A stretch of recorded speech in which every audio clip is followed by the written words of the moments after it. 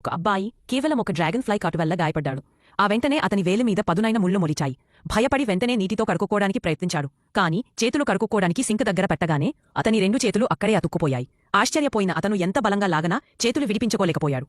చివరికి చేతులు విడిపించడానికి బదులు మొత్తం సింక్నే పీకేశాడు. అది వెనుక తినిలబడి ఉన్న స్కూల్లోని దుర్మార్గుడి మీద పడింది.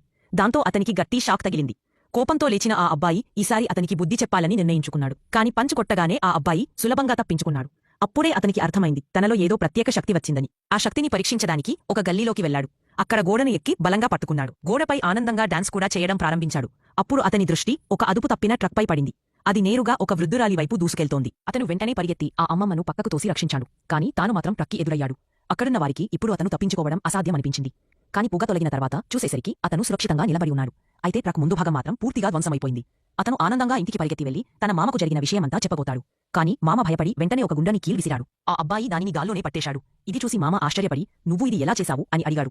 అబ్బాయి నిర్లక్ష్యంగా అరే ఇది ఎవరికైనా సాధ్యమే అని అన్నాడు. మామ నమ్మకపోయాడు. పక్కనే ఉన్న ఒక ఖడ్గం తల్వార్ తీసుకుని నేరుగా అతని పొట్టపై దాడి చేశాడు.